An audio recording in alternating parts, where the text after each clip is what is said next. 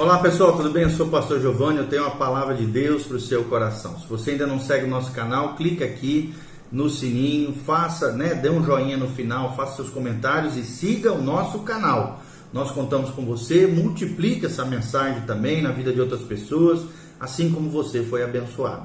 Esse é o nosso segundo vídeo, cujo tema é restauração da igreja.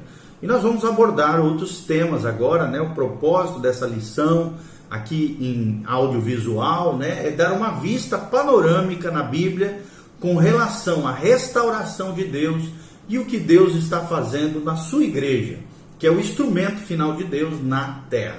A igreja nada mais é do que a sinalizadora do reino de Deus sobre a terra, aquela que experimenta e manifesta o poder e a glória sobrenatural de Deus, que vai ser revelada na sua plenitude no milênio, mas que hoje nós já podemos experimentar flashes de revelação, de glória, de graça, de poder de Cristo, poder milenial de Cristo. Nós já podemos experimentar em partes agora, quando estamos expulsando um demônio, quando estamos orando e Deus cura aquele enfermo, quando estamos pregando com autoridade, corações se rendem ao Senhor. Tudo isso é poder sobrenatural, é poder glorioso de Deus.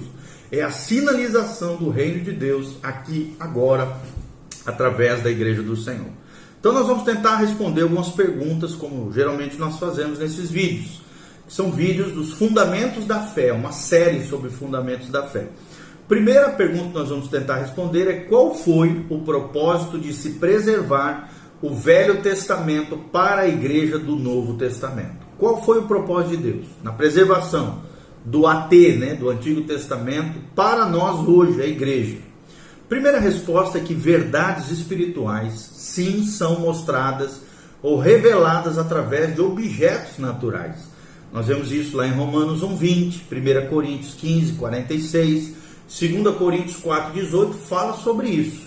O Antigo Testamento é sombra, mas são princípios, são elementos simbólicos, são ensinamentos preciosos, verdades espirituais que são mostradas, reveladas para nós aqui e agora. Segunda resposta é que seríamos ignorantes dos caminhos de Deus, da história do povo de Deus, sem esses tipos, sem essas sombras do Velho Testamento, sem esses símbolos, sem entender o processo da revelação progressiva de Deus ao longo da história, através do seu povo. Por isso é que é importante o Antigo Testamento. É o que nós aprendemos em 1 Coríntios 10, 6 e 11, fala sobre isso, e Romanos também. Romanos 15, versículo 4, fala sobre isso. Pois tudo quanto outrora foi escrito, para nosso ensino foi escrito, a fim de que pela paciência e pela consolação das Escrituras tenhamos esperança. Amém? Então, quando nós lemos as historinhas do Antigo Testamento, os ensinamentos e princípios que lá estão na lei, a Torá, o Pentateuco e os profetas, livros históricos, livros poéticos, profetas maiores, profetas menores, todos os 37 livros do Antigo Testamento são tipos, são sombras, são ensinamentos, são metáforas, são símbolos, são vários ensinamentos e princípios também valiosos, eternos de Deus, muitos deles que perpetuam ao longo da história do povo de Deus. E é muito importante nós não sermos ignorantes, mas mantermos essa esperança viva, entendendo que tudo que foi escrito, para nosso ensino foi escrito, para que tenhamos paciência e consolação da parte de Deus através das Escrituras. Romanos 15, 4. Segunda pergunta: qual é a conexão entre o Velho Testamento e o Novo Testamento? E a resposta primária sobre isso é que, para qualquer leitor honesto do Velho Testamento, é óbvio que ele é preliminar e preparatório ao Novo Testamento. Você pode ver isso em Hebreus 8, de 1 a 5, Hebreus 10, 1 fala sobre isso, e Colossenses 2, 14 a 17 fala sobre essa preparação de Deus ao longo do Velho Testamento para a nova aliança, aliança firmada pelo sangue de Jesus, a vida e obra de Jesus. As primeiras doutrinas apostólicas, elas só podem ser compreendidas tendo um olhar, um vislumbre também do Antigo Testamento. Segunda resposta é que uma grande parte do Velho Testamento é profético. ou seja, apontou para os sofrimentos de Cristo e a era da glória também que seguiria lá no milênio, todos os eventos proféticos, boa parte dos eventos proféticos que ainda não estão ocorrendo diante dos nossos olhos e que ainda vão ocorrer no futuro, dentro da escatologia, né, que é a ciência que estuda os eventos que ainda hão de vir, nós vemos e aprendemos e lemos no Antigo Testamento. Profecias que ainda não se concretizaram, mas que vão se realizar, porque a palavra de Deus não volta vazia. Ela há de cumprir todo o propósito pela qual ela foi liberada da parte de Deus. É o que diz 1 Pedro 1, de 10 a 12, Atos 3, 24, fala sobre isso, Lucas 24, 27, Lucas 24, 44 e Atos 28, de 22 a 23, fala sobre isso, esse apontamento profético que nós vemos no Antigo Testamento. O próprio Evangelho de Mateus é um exemplo, né? É um evangelho cheio de profecia do Antigo Testamento que apontava para o Messias de Israel. Mateus foi escrito para os judeus, né? Para os hebreus, para os israelitas. Então o tempo todo o evangelista coloca profecias do Antigo Testamento e a realização na vida e obra de Jesus, tá bom? Terceira perguntinha, o que queremos dizer com ultra ou hiper dispensacionalismo? Dispensacionalismo, nós vamos explicar um pouquinho sobre isso, tá? Alguns ensinam que não há conexão nenhuma entre uma dispensação ou uma era, um tempo, né? Um tratar de Deus ao longo do tempo e outro no modo de Deus lidar com os homens, né? Por exemplo, o ultradispensacionalismo, que é uma teoria, né? Um posicionamento teológico, ensina que não há referências à igreja no Velho Testamento, o que é um erro. É ridículo isso, porque a Bíblia sim fala e aponta para a igreja. Portanto, dizem eles, as profecias que se encontram no Velho Testamento não teriam a ver com a igreja, é o que afirmam eles. O que é um erro, porque sim, tem apontamentos da igreja no Antigo Testamento, tá bom? Isso é falado também por Paulo, lá em Romanos 16, 25 a 26. Paulo mesmo é outro que traz elementos do Antigo Testamento e aponta para a igreja. O grande mistério oculto, né? O povo de Deus agora, nesse parênteses profético, que se chama dispensação da graça, era da igreja. O mistério de Deus formado agora não só por judeus, mas por gentios que reconhecem Jesus como Senhor e Salvador das suas vidas. Efésios 3, de 1 a 6, fala sobre isso, sobre esse mistério extraordinário que outrora estava oculto e que agora é revelado. Hebreus 11, 40 também fala sobre isso que nós estamos falando, tá bom? Dispensacionalismo, só para você entender, você pode ir num vídeo que nós fizemos aqui chamado O Plano de Deus através das Eras. São 7 vídeos onde nós falamos sobre os planos de Deus através das eras ou dos tempos.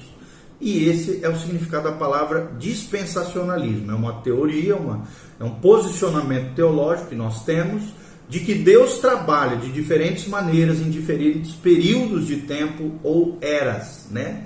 O trato de Deus, a revelação de Deus é progressiva. Deus vai se revelando de maneira diferente ao longo de diferentes eras, e é sobre isso que nós falamos nesse vídeo que nós estamos mencionando sobre o dispensacionalismo, tá bom?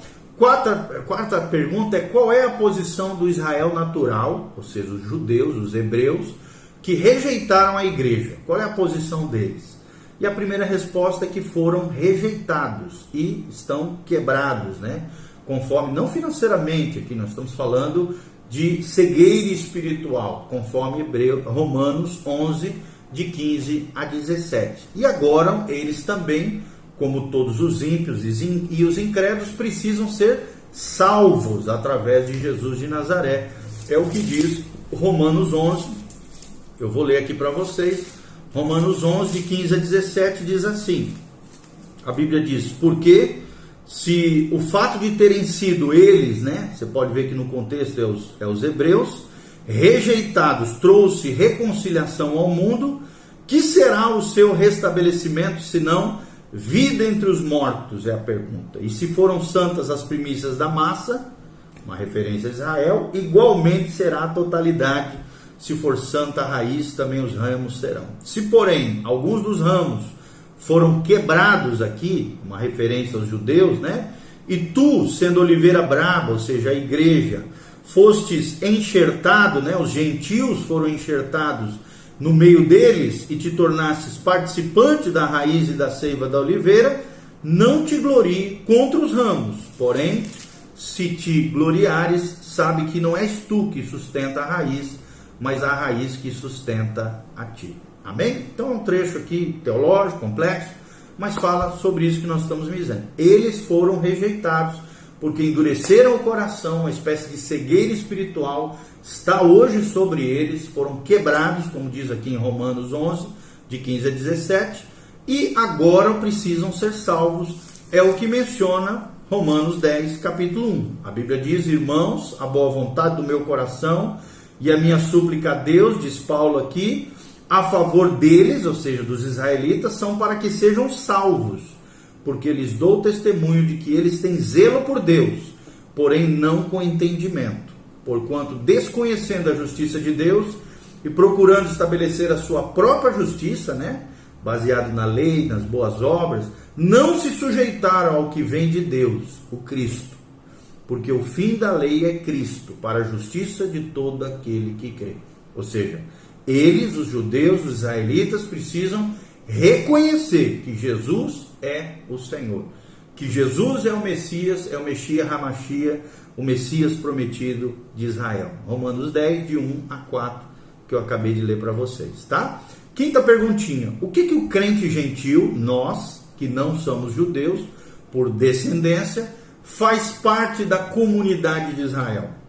O crente gentil faz parte da comunidade de Israel, entre aspas, né, essa terminologia bíblica, e nós lemos aqui em Romanos que sim, a oliveira representa o povo de Deus, o povo de Israel, juntamente com os gentios, o verdadeiro remanescente de Israel, e os gentios que foram regenerados fazem parte desse que a Bíblia chama de comunidade de Israel ou Israel de Deus.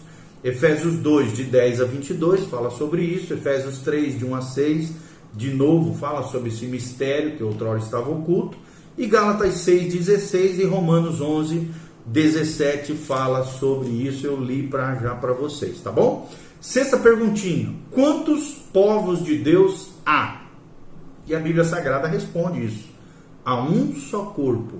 É o que diz Efésios 3, 6. Um só Deus, um só Espírito, um só batismo. Efésios 3, 6. 1 Coríntios 12, 13 também fala sobre isso.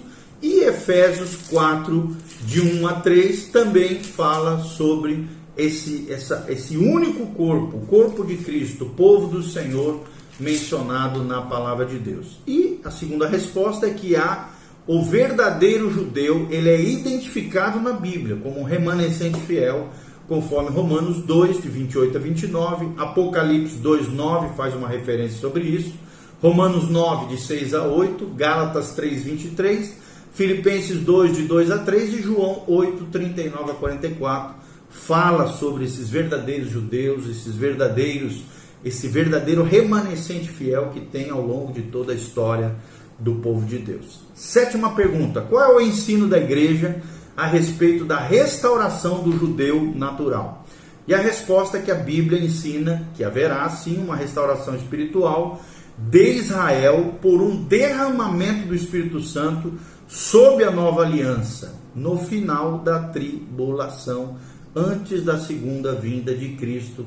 Bem nesse momento tremendo haverá um grande avivamento sobre Israel, e na tribulação também haverá a pregação do Evangelho do Reino pelos 144 mil selados e os gentios que se converterão nesse período profético. Então, não é uma restauração do ritualismo da aliança mosaica, mas sim uma restauração do povo de Deus através de um derramar do Espírito Santo. É o que menciona Joel 2, 28 a 32 e Atos também 2, 17, fala um pouquinho sobre isso. Romanos 10 também 1, Romanos 10 de 9 a 13 fala sobre isso, e Romanos 11, 23 a 26 também fala sobre esse assunto. Atos também 16, 31 fala sobre esse assunto também.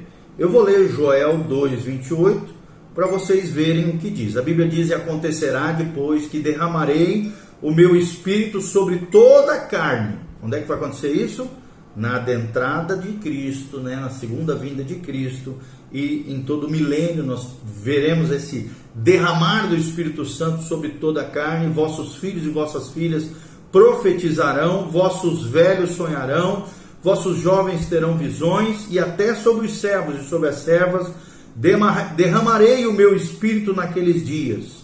E aí você vai ver que aqui está falando da tribulação, porque ele diz: mostrarei prodígios no céu e na terra, sangue, fogo e colunas de fumaça. Isso aqui só pode ser tribulação. O sol se converterá em trevas, a lua em sangue, antes que venha o grande e terrível dia do Senhor. E acontecerá que todo aquele que invocar o nome do Senhor será salvo. Ou seja, esse grande avivamento na terra, na segunda vinda de Cristo, principalmente no tratamento de Deus com o povo de Israel. Porque no monte de Sião, diz a Bíblia, e em Jerusalém estarão os que forem salvos, como o Senhor prometeu, e entre os sobreviventes, aquele que o Senhor chamar. Amém? Glória a Deus. Nós estaremos voltando com Cristo dos céus, em glória, Cristo com o seu cavalo branco, né, da sua boca, uma espada afiada com fogo, né, destruindo os seus inimigos, e ele voltando com miríades de anjos, diz a Bíblia, e juntamente com a sua noiva adornado, o corpo de Cristo, a igreja do Senhor, que foi arrebatada e que foi ressuscitada no início da tribulação, ou no meio da tribulação.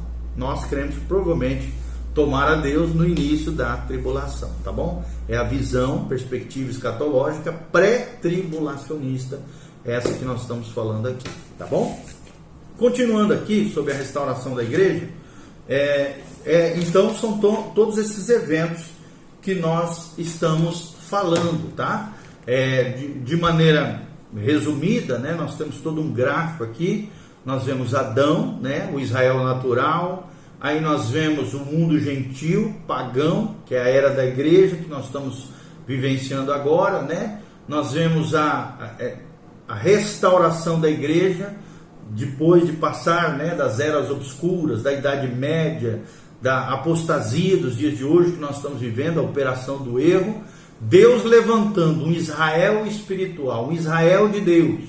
E aí então um grande evento chamado arrebatamento da igreja, né? Onde nesse arrebatamento também a ressurreição dos santos da era da igreja, tá bom? E a restauração, obviamente, plena de todas as coisas, ocorrerá no milênio e no reino eterno de Deus, que se juntará, fundirá, após uma purificação sobre a terra, o reino teocrático de Cristo, o milênio dos 1000 anos, se fundirá então na descida da Nova Jerusalém, da cidade celestial, com o reino eterno de Deus, num reino só, pleno, abundante, onde serão restauradas todas as coisas sobre a terra.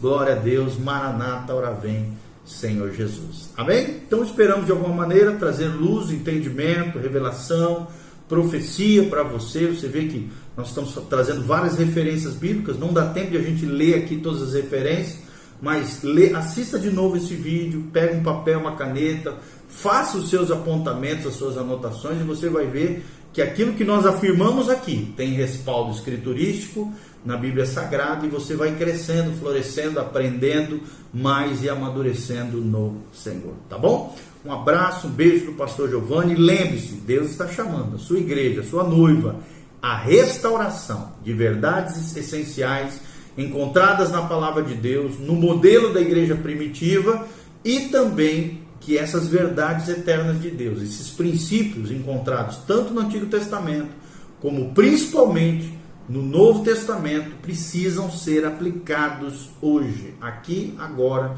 na nossa vida. Não adianta você dizer: eu acredito em Deus, eu creio em Deus, e fazer tudo errado na sua vida. Você tem que crer e tem que obedecer. É igual um passarinho com 2 asas. Se você só crer sem obedecer, o passarinho vai cair, vai morrer, vai falecer. Se você só obedecer e não crer, você vai confiar nas suas obras, seu coração vai estar errado e não vai estar confiando na obra de Deus, na fé em Cristo, na obra vicária de Jesus na cruz do Calvário. Então você precisa crer confiar, mediante a fé, né? Crer aqui, fala de fé, e obedecer. As duas asas que levam eu e você a lugares mais altos, à maturidade espiritual, ao crescimento em Deus, à vida eterna e à salvação que Jesus tem para nós. Amém?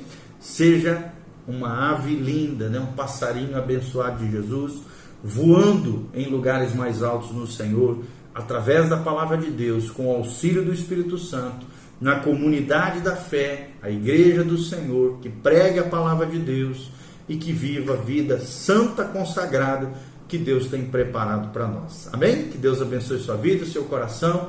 Se você quiser semear nos nossos ministérios, aqui tem como você fazer isso. Também tem as nossas redes sociais aqui para você também. E que Deus abençoe a sua vida, o seu coração, sua família. Continue conosco, graça e paz, louvado seja o nome do Senhor. Amém.